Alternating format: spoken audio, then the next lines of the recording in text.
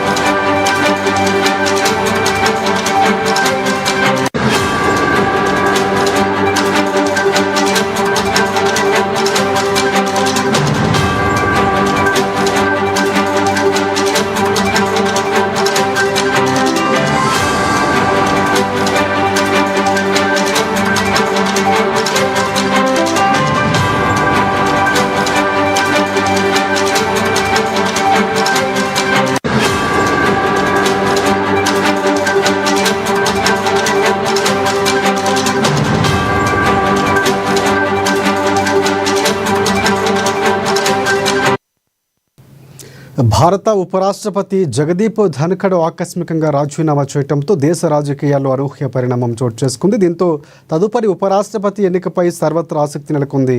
కేంద్ర ఎన్నికల సంఘం రానున్న 24 గంటల్లో ఎన్నికల ప్రక్రియను ప్రారంభించే అవకాశం ఉన్నట్లు సమాచారం. ఇదే అంశానికి సంబంధించి పూర్తి అప్డేట్స్ అందించేందుకు మా బ్యూరో చీఫ్ కృష్ణమూర్తి మనకి ఫోన్ లైన్లో సిద్ధంగా ఉన్నారు. కృష్ణమూర్తి, చెప్పండి, ప్రధానంగా తదుపరి ఉపరాష్ట్రపతి ఎవరన్నటువంటి దానికి తెరపడబోతుందా? సో దానికి సంబంధించి ప్రక్రియ కొనసాగుతుంది, కొన్ని పేర్లు వినిపిస్తున్నాయి. ప్రధానంగా ఎవరెవరు పేర్లు వినిపిస్తున్నాయి, అప్డేట్స్ ఏంటి? Thank you Rajasekhar. ఉపరాష్ట్రపతి పదవి విషయంలో ఆకస్మికంగా జగదీష్ ధన్కడ్ రాజీనామా చేయడంతో కొంత చర్చనీయాంశంగా మారింది. వాస్తవానికి జగదీష్ ధన్కడ్ అనూహ్యంగా ఎవరు ఊహించలేదు. ఆయన మరి ఎందుకు రాజీనామా చేశారు ఏందనేది ఈ పార్టీ అంతర్గత విషయం. అది ఆయన కూడా అంత అనారోగ్య కారణాలని చెప్పారు కాబట్టి మీ టైం ప్రకటించలేదు. అది తదుపరి కంపల్సరీగా కొత్త ప్రక్రియను స్టార్ట్ చేసిన కొత్త ఉపరాష్ట్రపతిని ఎన్నుకోవాల్సిన అవసరం ఉంది. ఈ నేపథ్యంలో కొంత అంటే ఎన్డీఏ గవర్నమెంట్ కూడా కొంత ఆలోచన చేస్తూ ఉంది. రాష్ట్రపతి మంత్రివర్గంలో, కేంద్ర మంత్రివర్గంలో కొంత మార్పులు చేర్పులు చేయాలని చెప్పేసి కొంత ఆలోచన చేస్తూ ఉన్నది. అంటే ఇప్పుడు కొన్ని కీలకమైన గుజరాత్ ఇట్లాంటి రాష్ట్రాల్లో ఎన్నికల నేపథ్యంలో కొంతమందిని మంత్రి పదవుల నుంచి తప్పించి పార్టీ బాధ్యతను అప్పగించాలి, ఎన్నికలలో గెలుపు బాధ్యతను అప్పగించాలి అని చెప్పేసి బీజేపీ భావిస్తున్నారు. దీనికి సంబంధించి అంటే ఎన్డీఏ భాగస్వామ్య పక్షాలతో చర్చించిన తర్వాతనే కేంద్రం మంత్రివర్గ పునర్వ్యవస్థీకరణ అనేది సాధ్యమయ్యే అవకాశం ఉన్నాయి. అయితే కేంద్ర మంత్రివర్గ పునర్వ్యవస్థీకరణ తర్వాత ఉపరాష్ట్రపతి అభ్యర్థిని ప్రకటిస్తే ఎలా ఉంటుంది అన్న విషయంలో కూడా కొంత ఎన్డీఏ గవర్నమెంట్ ఆలోచన చేస్తున్నట్టుగా తెలుస్తుంది. మోడీ ప్రభుత్వం కొంత దీని మీద కొంత దృష్టి పెట్టి ఎన్డీఏ పక్షాలతోటి, భాగస్వామ్య పక్షాలతోటి చర్చించి కొంత నిర్ణయం తీసుకుంది. మరో అంశం ఏంటంటే కొంతకాలంగా విపక్షాలకే ఇవ్వాలి అంటే ఎన్డీఏ భాగస్వామ్య పక్షాలతో గతంలో లోక్సభ స్పీకర్గా టీడీపీకి చెందినటువంటి జీఎంసీ బాలయోగిని నియమించారు. అదేవిధంగా ఉపరాష్ట్రపతి దీనికి సంబంధించినటువంటి విషయంలో కానీ, రాజ్యసభ చైర్మన్ విషయంలో కానీ టీడీపీకి ఇస్తే ఎలా ఉంటుంది? ఎందుకంటే ఎన్డీఏ కూటమిలో టీడీపీ భాగస్వామ్య పక్షం కీలకంగా మారింది.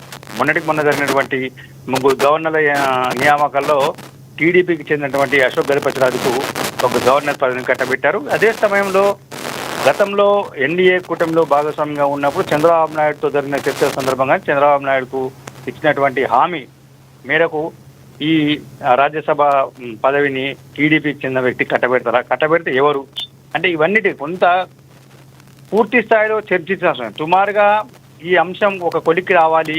అంటే ఇప్పటికే కేంద్ర ఎన్నికల సంఘము ఈ ఎన్నిక విషయంలో ఇంకా నోటిఫికేషన్ విడుదల చేయలేదు. నోటిఫికేషన్ విడుదల చేసిన తర్వాత కొంత గడువులు వీటికి సంబంధించినవి ఉంటాయి. అంటే దాదాపుగా ఒక 1 నెలలో ఈ ఉప ఎన్నిక సంబంధించిన అంటే ఉపరాష్ట్రపతి ఎన్నికకు సంబంధించిన విషయంలో కొంత స్పష్టత వచ్చే అవకాశం ఉంది. అభ్యర్థి విషయంలో కూడా ఎన్డీఏ కొంత అంటే పార్టీలో మార్పులు చేయాలి. బీజేపీ జాతీయ అధ్యక్షుడి మార్పు కూడా జరగబోతున్నది.